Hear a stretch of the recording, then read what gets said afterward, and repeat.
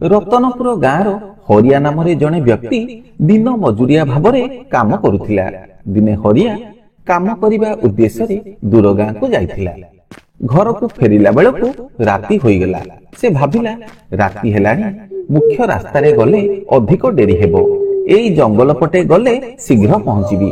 ତେଣୁ ହରିଆ ଜଙ୍ଗଲ ରାସ୍ତାରେ ଯିବାକୁ ବାହାରିଲା।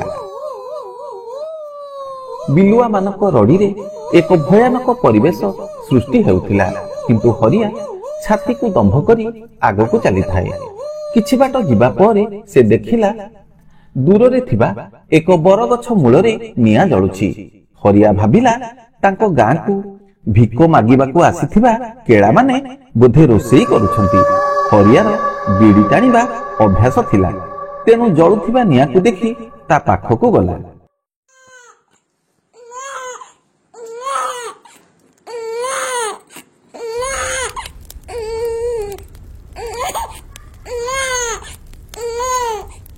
ସେ ଦେଖିଲା ଜଣେ କଦାକାର ସ୍ତ୍ରୀ ଲୋକ ଗୋଡ ଲମ୍ବେଇ ବସିଛି। ତା ଗୋଡ ଦୁଇଟି ହୁତୁ ହୁତୁ ହୋଇ ଜଳିବାରେ ଲାଗିଛି। ସ୍ତ୍ରୀ ଲୋକଟି ସେହି ନିଆଁରେ ତା ନବଜାତ ଶିଶୁକୁ ସେକି ଦଉଛି।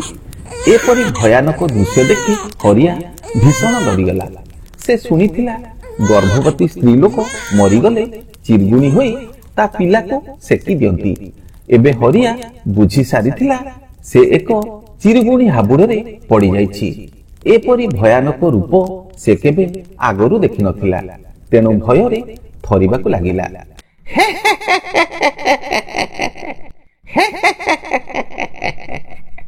ତୁ ଭାବୁଛୁ ମୋ ହାବୁଡରୁ ଖସିଯିବୁ? କାହାକୁ ଛାଡିବିନି। ମତେ ଯେମିତି ମାରିଛନ୍ତି ମୁଁ ସମସ୍ତଙ୍କୁ ସେମିତି ମାରିବି। ସେ କଦାକାର ସ୍ତ୍ରୀ ଲୋକଟି ଯେତେବେଳେ ହରିଆକୁ ଧରିବା ପାଇଁ ତା ଉପରକୁ ଡେଇଁ ପଡିଲା, ହରିଆ କିଛି ଉପାୟ ନ ପାଇ ଜୀବନ ବିକଳରେ ସେଠାରୁ ଦୌଡ଼ିବାକୁ ଲାଗିଲା। କିଛି ବାଟ ଯିବା ପରେ ତାର ମନେ ପଡିଲା ହନୁମାନ ଚାଳିଶା ବୋଲିଲେ କୁଆଡେ ଭୂତ ପ୍ରେତ କି ଡାହାଣୀ ଚିରଗୁଣି ପାଖକୁ ଆସନ୍ତିନି। ତେଣୁ ହରିଆ ବଡ ପାଟିରେ ହନୁମାନ ଚାଳିଶା ବୋଲି ବୋଲି ଘର ଆଡକୁ ଦୌଡ଼ିଲା।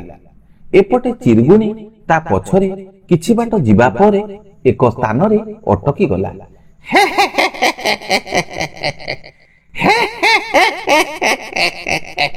ଆଜି ସିନା ଖସିଗଲୁ, ଦିନେ ନା ଦିନେ ମୋ ହାବୁଡରେ ପଡିବୁ। ରହ, ମୁଁ ତତେ କେମିତି କଞ୍ଚା ଚୋବେଇବି ଦେଖିବୁ। ତା ପରଦିନ ସକାଳ ହେଲା। ହରିଆ ତାଙ୍କ ଗାଁର ଲୋକମାନଙ୍କୁ ଡକାଇ ସବୁ କଥା କହିଲା।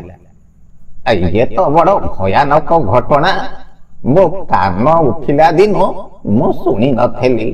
ଆରେ ହରିଆ, ତୁ ତାକୁ ପାଖରୁ ଦେଖିଛୁଟି? ମୁଁ ବିଡ଼ି ଲଗେଇବାକୁ ଯାଇଥିଲି, ମତେ ପରା ଗୋଳେଇଲା। ଗୋପାଳ, କି ଭୟାନକ ରୂପ ତାର। ମନେ ପଡିଲେ ଦେହ ଶୀତେଇ ଯାଉଛି। ଆରେ ହେଲା ହେଲା, ଗଲା ସନ ଅମାସିଆ ରାତିରେ ରାଧୁ ପ୍ରଧାନର ଗର୍ଭିଣୀ ବୋହୂକୁ କେତେ ଜଣ ମାରି ସେ ବର ଗଛରେ ଟାଙ୍ଗି ଦେଇଥିଲେ। ସେତେବେଳେ ତା ପେଟରେ 7 ମାସର ଛୁଆ ଥିଲା। ରାଧୁ ପ୍ରଧାନ ବୋହୂ ତାହେଲେ ଚିରଗୁଣି ହେଇ ବୁଲୁଛି। ହଁ, ଇଏ ସେଇ। ତମେ ଆଜିଠାରୁ ସତର୍କ ହେଇଯାଅ। ସଞ୍ଜ ବୁଡ଼ିବା ଫଳରେ କୁଆଡେ ବାହାରନି। ତା ପରଠାରୁ ରତନପୁର ଗାଁର ଲୋକମାନେ ସନ୍ଧ୍ୟା ପୂର୍ବରୁ ତାଟି କବାଟ ଦେଇ ଘରେ ରହିଲେ। କିଛି ଦିନ ବିତିଗଲା। ମୂଳାଗଡ଼ ଗାଁର ଭୋଳା ବେହେରା ଘିଅ ବିକ୍ରି କରିବାକୁ ରତନପୁର ଆସିଥାଏ। ସେଦିନ ବେପାର ସାରି ଘରକୁ ଫେରିଲା ବେଳକୁ ତାର ଡେରି ହୋଇଗଲା। ଆରେ ଭୋଳା, ଅମାସିଆ ଆଉ 2 ଦିନ ରହିଲା। ଏ ସମୟରେ ତୁ ଯିବାକୁ ବାହାରୁଛୁ? ରାତିଟା ରହିଯାଉନୁ? ସେ ବରଗଛ ପାଖରେ ପରା ଚିରୁଗୁଣି ବାହାରୁଛି। ତୁ କେମିତି ଯିବୁ? ନାଇଁ, ଆଜି ରହି ହବନି। ମୋ ପୁଅ ଦେହ ଭଲ ନାହିଁ। ଯେତେ ରାତି ହେଲେ ବି ଠାକୁରଙ୍କୁ ଡାକି ଡାକି ପଳେଇବି। ଗାଁ ଲୋକମାନେ ଭୋଳାକୁ ଯେତେ ବୁଝାଇଲେ ସେ କାହା କଥା ଶୁଣିଲାନି। ରାତି ପ୍ରାୟ 10ଟା ବେଳକୁ ଘରକୁ ଯିବାକୁ ବାହାରିଲା। ଚାରିଆଡ ସୁନସାନ, ଗାଁଟା ସାରା ନୀରବତା। ଲୋକମାନେ ତାଟି କବାଟ ଦେଇ ଘର ଭିତରେ ଶୋଇଥାନ୍ତି। ଭୋଳା ବେହେରା ଡରି ଡରି ଆଗକୁ ଚାଲିଥାଏ। ଯେତେବେଳେ ସେ ବରଗଛ ପାର ହୋଇଗଲା ତାକୁ କେହି ପଛରୁ ଡାକିବାର ଶବ୍ଦ ଶୁଣିଲା। ଆରେ ଭୋଳା, ଏ ଘରକୁ ଯାଉଛୁ କି? ରହ ରହ, ମୁଁ ତ ସାଥିରେ ଯିବି। ଭୋଳା ପଛକୁ ଚାହିଁ ଦେଖିଲା ଜଣେ ନିଆଁ ଜାଳି ବସିଛି। ଭୋଳା ଖୁସି ହୋଇଗଲା, ଭାବିଲା ଆମ ଗାଁର କେହି ହୋଇଥିବ, ଏବେ 2 ଜଣ ସାଙ୍ଗ ହୋଇ ଚାଲିଯିବୁ। ଯେତେବେଳେ ଭୋଳା ସେ ସ୍ଥାନକୁ ଗଲା ଏକ ଭୟାନକ ରୂପ ଦେଖି ତା ଦେହରୁ ରକ୍ତ ଶୁଖିଗଲା। ସେ ଥରିବାକୁ ଲାଗିଲା। ଯେତେ ଚେଷ୍ଟା କଲେ ବି ସେଠାରୁ ଘୁଞ୍ଚି ପାରିଲାନି। ତାକୁ ଲାଗୁଥିଲା ତା ଗୋଡ଼ ଦୁଇଟି କେହି ଯେମିତି ଜାବୁଡ଼ି ଧରିଛି। ତ ମରଣ ମୋ ହାତରେ ଲେଖା ହେଇଛି। କାହାକୁ ଛାଡ଼ିବିନି। ମତେ ଯେମିତି ମାରିଥିଲେ ମୁଁ ବି ସମସ୍ତଙ୍କୁ ସେମିତି ମାରିବି।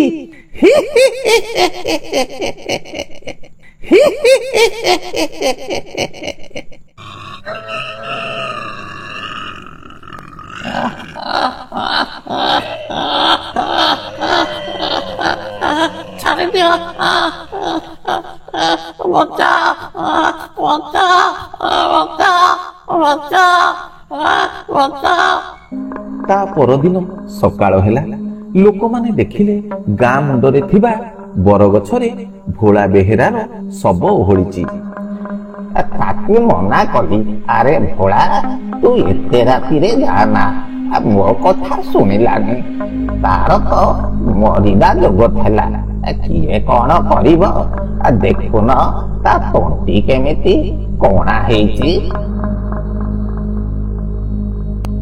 ସେଦିନ ରାତିରେ ମୋହନର ପୁଅକୁ ଭୀଷଣ ଜ୍ୱର ହେଲା।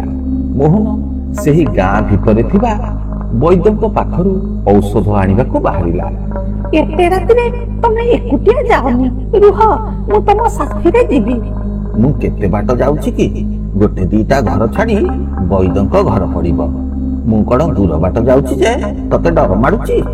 ନାଇଁ ନାଇଁ, ମୁଁ ତମକୁ ଏକା ଛାଡ଼ିବିନି। ତାଙ୍କ ଘରଠାରୁ 4-6ଟା ଘର ପରେ ବୈଦ୍ୟଙ୍କ ଘର ପଡିବ। ତେଣୁ ମୋହନ ଓ ମାଳତୀ ଯିବାକୁ ବାହାରିଲେ। ଅଳ୍ପ ବାଟ ଯିବା ପରେ ସେମାନେ ଶୁଣିଲେ କେହି ଯେମିତି ତାଙ୍କୁ ପିଛା କରୁଛି। 2 ଜଣ ପଛକୁ ଚାହିଁ ଦେଖିଲେ ଏକ କଳା ରଙ୍ଗର ମଣିଷ ଆକୃତିର ଛାଇ ଖୁବ୍ ଜୋରରେ ତାଙ୍କ ଆଡକୁ ମାଡ଼ି ଆସୁଛି। ମୋହନ ବିପଦର ଆଶଙ୍କା କରି ସେଠାରୁ ଦୌଡ଼ିବାକୁ ଲାଗିଲା, କିନ୍ତୁ ମାଳତୀ ଦୌଡ଼ି ପାରିଲାନି। ଅଳ୍ପ ସମୟ ଭିତରେ ଜଣେ କଦାକାର ସ୍ତ୍ରୀ ଲୋକ ମାଳତୀକୁ ଧରି ଅନ୍ଧାର ଭିତରେ କୁଆଡ଼େ ଅଦୃଶ୍ୟ ହୋଇଗଲା। ତା ପରଦିନ ସକାଳ ହେଲା। ଗାଁ ଲୋକମାନେ ଦେଖିଲେ ମାଳତୀର ଶବ ବରଗଛ ପାଖରେ ପଡ଼ିଛି। ଏ ଦୃଶ୍ୟ ଦେଖି ସମସ୍ତେ ଭୟଭୀତ ହୋଇ ଜଣେ ତାନ୍ତ୍ରିକ ପାଖକୁ ଯିବା ପାଇଁ ସ୍ଥିର କଲେ।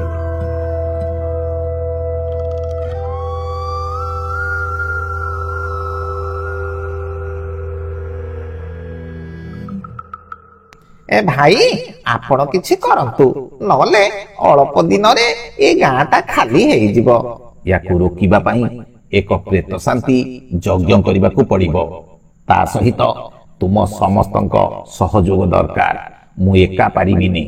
ଆମେ ସମସ୍ତେ ସହଯୋଗ କରିବାକୁ ରାଜି ଅଛୁ। କୁହ, ଆମକୁ କଣ କରିବାକୁ ପଡ଼ିବ? କୁଟାରେ ତିଆରି ଏକ ଛୋଟ ଛୁଆର ପିତୁଳା ଯୋଗାଡ଼ କର। ମନ୍ତ୍ର ଦ୍ୱାରା ମୁଁ ତାର ପ୍ରାଣ ପ୍ରତିଷ୍ଠା କରିବି। ସେ ଚିରୁଗୁଣିକୁ ଶାନ୍ତ କରି ବନ୍ଧନ କରିବି। କିନ୍ତୁ ଏ ଯଜ୍ଞ ଅମାବାସ୍ୟା ରାତିରେ ହେବ। ଏ କଥା ଶୁଣି ଗାଁ ଲୋକମାନେ ନିଜ ନିଜର ସମ୍ମତି ଜଣାଇଲେ। ଠିକ୍ ଅମାବାସ୍ୟା ଦିନ ସନ୍ଧ୍ୟା ବେଳକୁ ସମସ୍ତେ ବରଗଛ ପାଖରେ ଯାଇ ପହଞ୍ଚିଲେ। ଯଜ୍ଞ କାର୍ଯ୍ୟ ଆରମ୍ଭ ହେଲା। ମନ୍ତ୍ର ଉଚ୍ଚାରଣ ଚାଲିଲା। ସେ ଚିରୁଗୁଣି ଯେତେ ଭୟ ଦେଖାଇବ ତମେ କେହି ଡରିବନି। ଯଜ୍ଞର ଶକ୍ତି ବଳରେ ଆମେ ତାକୁ ବଶୀଭୂତ କରି ଏ ଗାଁରୁ ବିଦା କରିବା। ରାତି ବଢିବାରେ ଲାଗିଲା। ଏପଟେ ଯଜ୍ଞ କାର୍ଯ୍ୟ ବି ଚାଲିଥାଏ। ଯେତେବେଳେ ତାନ୍ତ୍ରିକ ମନ୍ତ୍ର ଶକ୍ତି ବଳରେ ପିତୁଳା ଦେହରେ ପ୍ରାଣ ପ୍ରତିଷ୍ଠା କଲେ, ପିତୁଳାକୁ ଏକ ଛୋଟ ଶିଶୁ ପରି କାନ୍ଦିବାକୁ ଲାଗିଲା। କେହି ଡରନି, ପ୍ରେତ ଆବାହନ କରିବା।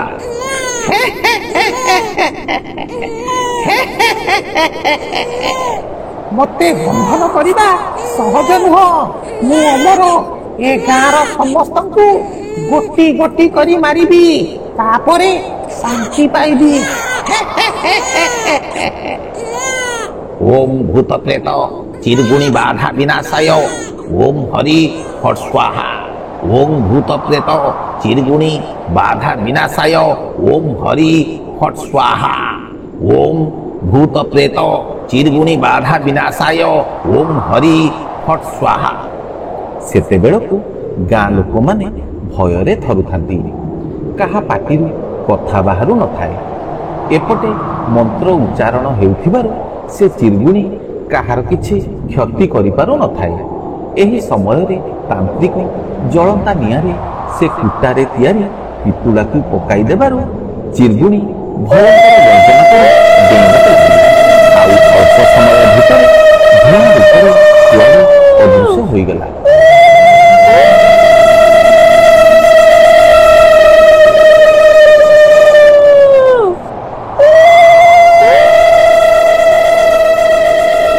ସେ ପ୍ରେତ ଏବେ ସବୁଦିନ ପାଇଁ ଚାଲିଗଲା, ତମର ଆଉ କିଛି କ୍ଷତି ହବନି।